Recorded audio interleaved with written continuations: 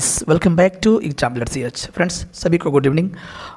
कल वीडियो नहीं आ पाया कुछ कारणवश। आज हम लोग जॉन मिल्टन की ही बात करेंगे TGT के तहत। और आज TGT में मिल्टन जो हैं उनका एक वर्क है सैमसन अगेंस्ट, उस पर बेस्ट कुछ इंपॉर्टेंट वन लाइनर है। फ्रेंड्स ज़रूर देखिएगा, वीडियो अंत तक देखिए। ज़्यादा क्वेश्चंस नहीं है, लगभग 30-35 क्वेश्चंस हैं, इंपॉर्टेंट है। सैमसन अगेंस्ट से जितने भी क्वेश्चंस बनते हैं सब इंक्लूडेड है इसमें। आइए शुरू करते हैं वीडियो। कह रहे हैं कि सैमसन अगेंस्ट तो ट्रैगिक क्लोजेट ड्रामा है, ध्यान रखिएगा, ठीक है। और 1671 में आया था। और 1671 में एक और वर्क आया था पैराडाइज रिगेंट के साथ, यह भी आया था। Samson Agonistes was published with Milton's Paradise Regained in 1671। तो कह रहा है कि पैराडाइज रिगेंट के साथ ही 1671 में सैमसन अगेंस्ट भी आया था, ठीक है। आगे बढ़ते हैं, 2 क्वेश्चन हुआ। तीसरे की बात करते हैं। Samson against draws on the story Samson from. तो कह रहा है कि Samson against draws on the story Samson from. तो कह रहे हैं कहाँ से कहानी सैमसन अगेंस्ट की जो सैमसन है ना वो कहाँ से निकला हुआ है। तो आपको बता दें ओल्ड टेस्टामेंट, जिसे हम बाइबल बोलते हैं, ओल्ड टेस्टामेंट के जजेस 13 to 16 से लिया गया है, ठीक है। ध्यान रखिएगा, मैंने पहले भी बता दिया था कि सैमसन अगेंस्ट जो है बाइबल के जजेस 13 से लेकर के 16 से निकाला गया सैमसन का कहानी या सैमसन अगेंस्ट की कहानी। आगे बढ़ते हैं, एक नोट आ गया आपके समक्ष। कह रहा है कि the drama recounts the story. कह रहा है कि ड्रामा जो है ना एक कहानी को, जो कही गई कहानी को याद दिलाता है in the biblical book of जजेस। यानी बाइबलिकल जो बुक है वो जजेस यानी ओल्ड टेस्टामेंट के में प्रयुक्त कहानी का याद दिलाता है सैमसन अगेंस्ट, ठीक है।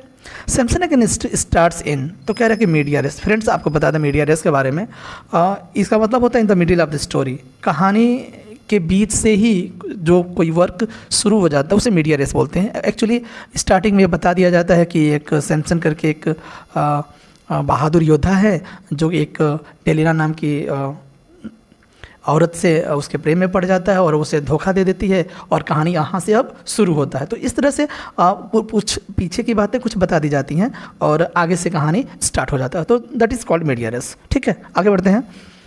कह रहा है the play Samson against begins in media race. तो कह रहा है कि यह कहानी जो है मीडिया रेस से शुरू होती है। Samson is shown in the bondage. तो कह रहा है कि सैमसन को दिखाया गया है बॉन्डेज में कैदी के रूप में अंडर द फिलिस्टीन्स। जो फिलिस्टीन्स होते हैं वो सैमसन को कैदी के रूप में रखते हैं। देखिए कहानी की पहले की बात है, उसके बाद मीडिया रेस शुरू हो जाएगा। The Philistines have put out his eyes and force him to toil in chains and prison in Gaza. तो कह रहा है कि जो फिलिस्टीन्स हैं उसकी सैमसन की आंखें निकाल लिए हैं और फोर्स मतलब विवश कर दिए हैं।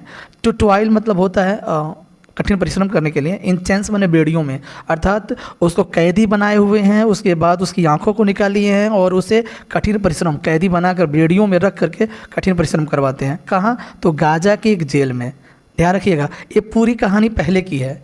अब कहानी जो शुरू होगी, अब ओरिजिनल सैमसन अगेंस्ट की कहानी शुरू होगी। इसके पहले ये जो पूरी कहानी है ना, यही कहते हैं इसको मीडिया रेस, ठीक है। अब कहानी आधा मैंने आपको बता दिया, अब कहानी आगे से शुरू होगी। ओके, आगे बढ़ते हैं। Samson who was once a mighty warrior. कह रहे हैं कि सैमसन एक ऐसा समय था कि वो बहुत ही योद्धा था, शक्तिशाली योद्धा था। He is made blind now, लेकिन अब उसे अंधा कर दिया गया है। And is put in Gaza at the mill with slave.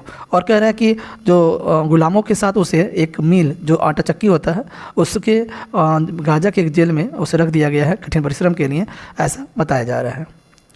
कह रहे Samson against is a Greek word. कह रहा है कि भाई सबसे पहले कह रहा है कि ग्रीक वर्ड है, it means Samson a athlete. तो कह रहा है कि सैमसन अ एथलीट या सैमसन अ रेसलर, ये दोनों अर्थ हो सकता है सैमसन अगेंस्ट का। तो इस बात को भी आपको ध्यान रखना है। This closed drama bye John Milton deals with the final phase of Samson life. देखिए एक्चुअली होता क्या है फ्रेंड्स, 1652 में अंधे हो जाते हैं कौन? जॉन मिल्टन, और उनका भी लास्ट फेज ही रहता है। और कह रहा है कि वही final phase of Samson life, और उन्हीं को दिखाया गया है सैमसन लाइफ में, ठीक है। तो सैमसन का जो लाइफ हो फाइनल फेज में दिखाया जाता है। On the title page Samson against Milton called it. तो कह रहा है कि ऑन द टाइटल पेज, जो टाइटल है इसका Samson against, Milton calls it a dramatic poem. देखिए हम लोग क्या बोले हैं, क्लोजेड ड्रामा बोले हैं, ट्रैगिक क्लोजेड ड्रामा, लेकिन यह ड्रामा न बोल करके ड्रामेटिक पोएम बोलते हैं। कौन? Milton. Samson Manoa, Dalila, Harapha of Gath are the characters in. तो मिल्टन सैमसन अगेनिस्ट के कैरेक्टर हैं। सैमसन जो है ये प्रोटोगनिस्ट कह सकते हैं। मनोहा सैमसन के पिता हैं। डेलीला इसको हीरोइन कह सकते हैं, सैमसन से प्यार करती है। और हारफा एक योद्धा है जो प्रशंसा करता है सैमसन के बहादुरी को, लेकिन उससे लड़ने की कोशिश करता है। और जब सैमसन बोलता है लड़ने के लिए तो हारफा भाग जाता है। ठीक है, चलिए आगे बढ़ते हैं। Number 9, who is the hero of the closed drama? Samson अगेनिस्ट। तो इस क्लोजेड ड्रामा का जो हीरो की अगर बात करते हैं ना तो वो सैमसन ही है। The following line Samson made captive, कह रहे निम्नलिखित जो लाइन है फ्रेंड्स, आगे बताते हैं आपको। हाँ, सैमसन मेड कैप्टिव, सैमसन को क्या कैप्टिव मतलब होता है बंदी बनाया गया, अंधा कर दिया गया। And now in the prison at Gaza, और गाजा के जेल में रखा गया है। देयर टू लेबर, और वहाँ पर परिश्रम करने के लिए रखा गया है। कॉमन वर्क हाउस, जो नॉर्मली घर के कार्य होते हैं ना उन सारे कार्यों को करने के लिए जेल में रखा गया है। ऑन अ फेस्टिवल डे, और एक फेस्टिवल डे पर अकर इन। तो कह रहा है कि यह जो बातें हैं ना, the argument section of Samson अगेनिस्ट, जो जहाँ पर आर्गूमेंट किया जा रहा है यानी तर्क जो या बहस वाला जो सेक्शन होता है, भाग होता है सैमसन अगेनिस्ट का, वहाँ से लिया गया है। ठीक है, सारा फेस्टिवल होता है और उस दिन उसे घर का काम करवाया जाता है। How do the Philistine celebrate Samson captures? अच्छा, जब सैमसन को कैप्चर कर लिया जाता है, पकड़ लिया जाता है, तो फिलिस्टीन्स कैसे इसको मनाते हैं, सेलिब्रेट करते हैं?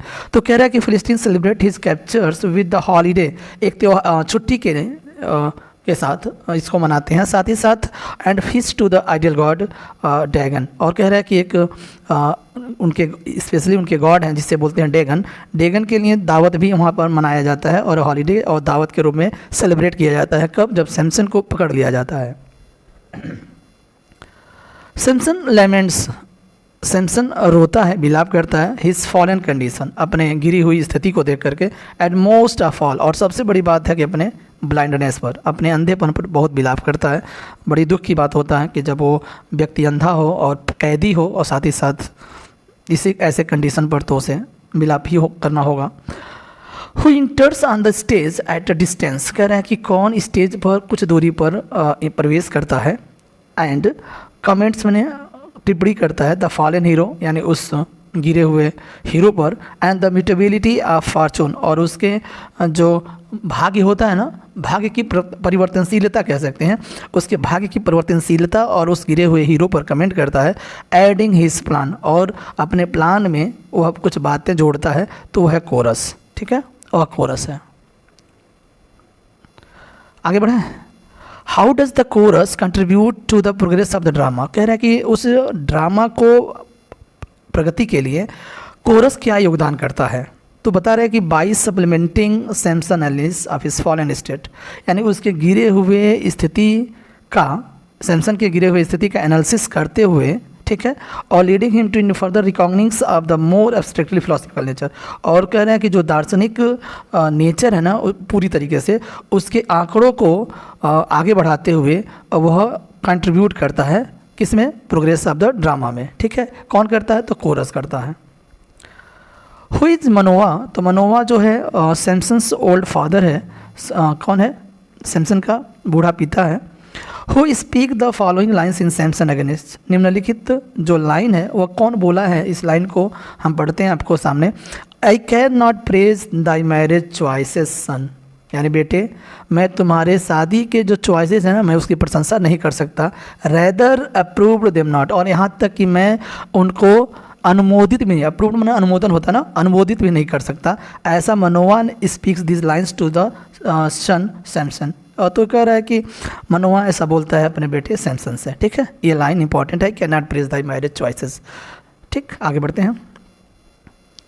व्हाई मनोवा कम्स टू गाजा, तो ये भी पूछ रहा है कि मनोवा जो सैमसन के पिता रहते हैं वो गाजा क्यों आते हैं?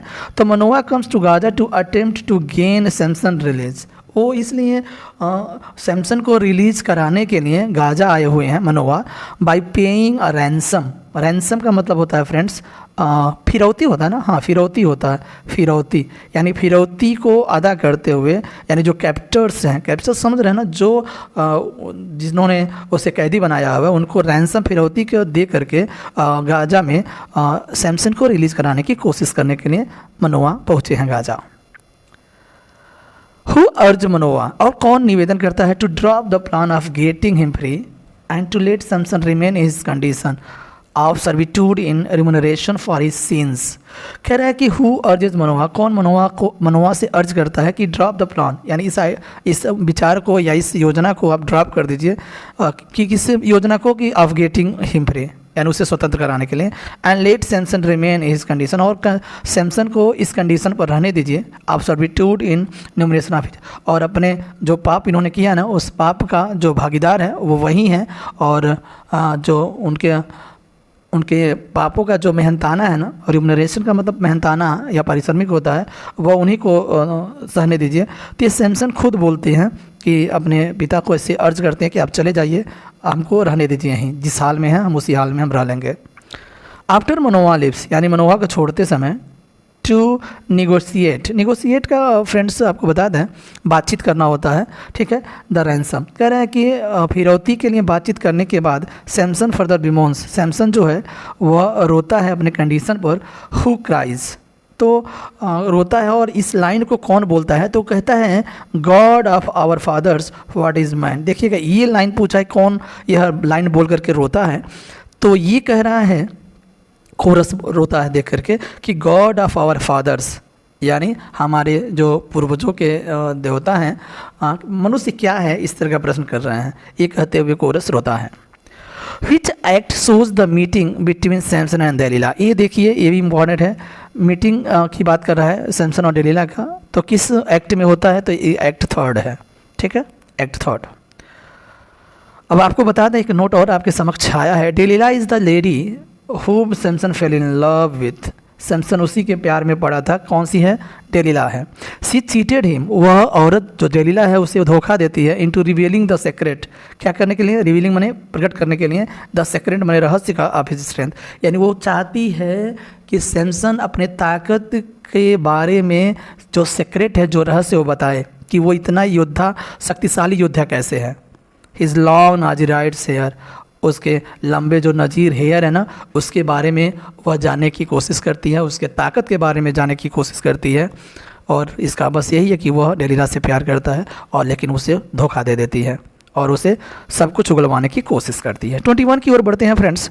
Who attempts to offer excuses for his betrayal of his secrets to the Philistines, तो कौन ऐसा कोशिश करती है उसके सारे धोखा देने के बाद भी कि फिलिस्तीन के सामने सारा सीक्रेट्स बता दे, तो वो डेलीला है। डेलीला जो है सैमसन से सारी बातें उगलवाने के लिए बहाना बनाती है।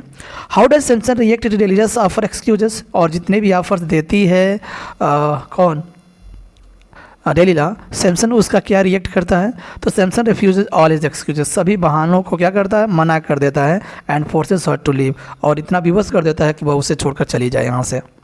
क्वेश्चन नंबर 23 की बात करते हैं। विच फिलिस्टीन्स जायंट विजिट सैमसन, कौन सा ऐसा राक्षस है जो सैमसन के पास पहुंचता है, and boast of his physical prowess, और सैमसन के शारीरिक शक्ति को क्या करता है, बखान करता है, एंड एक्सप्रेसेस रिग्रेट, और दुख जताता है, दैट सैमसन इज ब्लाइंड, कि सैमसन क्या हो गया है, अंधा हो गया है, and can no longer meet him on the field of combat, और कॉम्बैट के फील्ड में वह कभी उसे नहीं मिल सकता, अर्थात कॉम्बैट की जो लड़ाई होती है वो उसे नहीं लड़ सकता। हारफा ऐसा जा कर के सैमसन के पास पहुंच करके सारी बातें बोलता है। वैसे अभी भी सैमसन इतना मजबूत है कि हारफा को हराने की ताकत रखता है, लेकिन जब हारफा तैयार नहीं होता है वो भाग जाता है, अक्सर बस चिढ़ाने के वास्ते आया है। How many times Samson challenge Harapha to mortal combat, देखिए कितनी बार बोला है, सैमसन ने खुद बोला है हारफा को, लेकिन हारफा भाग जाता है। सैमसन चैलेंजेस हारफा 3 टाइम्स, कितनी बार, 3 बार उसने चैलेंज दिया है, बट हारफा फाइंड्स एक्सक्यूजेस, लेकिन हारफा बहाना बनाता है और फाइनली डिपार्ट्स और वहाँ से चल देता है। लड़ता नहीं है, सिर्फ आता है ललकारने, ठीक है। Who describes Harapha's state of not accepting the mortal combat in the words, कौन वर्णन करता है Harapha state of not accepting the mortal combat, कि हारफा की स्थिति को जो कॉम्बैट में लड़ने के लिए एक्सेप्ट नहीं करता है। तो क्या है line, his giantship is gone somewhat crestfallen, कह रहे हैं कि उसका जो विशालकाय शरीर है ना, बिल्कुल एक गिरे हुए की तरह है। जब वो सैमसन उसे ललकारता है, ठीक है आओ लड़ लो हमसे, अभी मैं अंधा हूँ फिर भी कोई बात नहीं, लड़ लो, लेकिन वह उसका चेहरा उतर जाता है। Stalking with the less unconscionable strides, वो कह रहा है कि अचेत भाव की तरह अनकॉन्शियस होकर के वह वहाँ से निकल जाता है। ये बातें कोरस बताता है कि जब सैमसन जैसे ललकारने का काम तो हरफा करता है, लेकिन जब सैमसन तैयार होता है कि आओ कॉम्बैट कर देते हैं, लेकिन तब वहाँ से वह भाग जाता है। तो कोरस ऐसा बताता है। Who is praise for is invincible might, देखिए हु इज प्रेज्ड, कौन प्रशंसनीय होता है उसके, और इनविंसिबल माइट मतलब which can not be win one, जिससे जीता ना जा सके, मतलब अजीय शक्ति को करके, and his magnitude of mind, और उसके साथ ही दिमाग को चलते हुए कोरस के द्वारा प्रशंसा किया जाता है। एक तो क्या बोला जाता है, इनविंसिबल माइट और मैग्नीट्यूड ऑफ माइंड, तो ये सैमसन का ही प्रशंसा किया जाता है, किसके द्वारा, कोरस के द्वारा, ठीक है। हु कम्स टू समन, कौन बुलाने आता है, summon to participate in the games at dragons feast. Actually friends आपको बता दें, सेलिब्रेट कर रहे होते हैं उस दावत को ड्रैगन्स फेस्ट में, बुलाने आता है कोई, किसको, सैमसन को, तो वो an officer of the enemy, दुश्मनों में से एक अधिकारी होता है जो सैमसन को पार्टिसिपेट, गेम में, दावत में नहीं, दावत के गेम में जो गेम्स होते हैं उसमें पार्टिसिपेट करने के लिए बुलाया जाता है। इन द एंड, अंत में, who gets his old strength back after praying to God, यानी ईश्वर से प्रार्थना करने के बाद कौन शक्ति को पा जाता है, तो वो है सैमसन। सैमसन को पूरी शक्तियाँ अभी भी पूरी की तरह मिल जाती हैं, पूरी जो शक्तियाँ होती हैं उसे वापस मिल जाती हैं। What Samson does to take revenge, अच्छा सैमसन क्या करता है भाई, रिवेंज बदला लेने के लिए फिलिस्तीन से, तो Samson pulls down the pillars of the great Philistine temple, एक बहुत ही बड़ा महान फिलिस्तीन टेम्पल रहता है, उसके पिलर्स को क्या करता है, गिरा देता है, कौन, सैमसन। ऑफ द गॉड डेगन, किसका रहता है, वो भगवान डेगन का मंदिर रहता है at Gaza.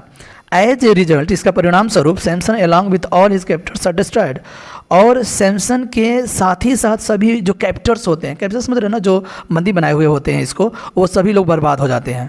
However event does not take place on stage, लेकिन ये बता रहा है कि ये घटना जो है फ्रेंड्स स्टेज पर नहीं दिखाया गया है कि उस मंदिर को ढहा गया है, but it is reported through others, लेकिन यह बात दूसरों से सूचित किया गया है, ठीक है, ध्यान रखिएगा, ये स्टेज पर नहीं दिखाया गया है।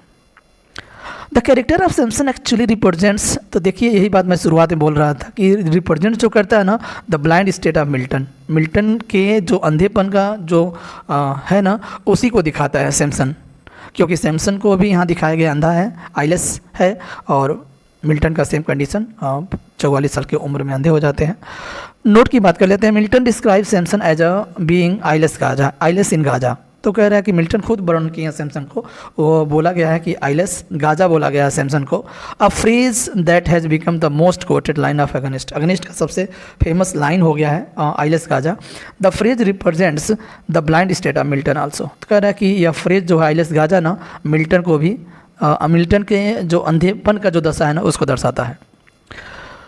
Which novelist has used the phrase "Eyeless in Gaza" as the title for his 1936 novel "Eyeless in Gaza"?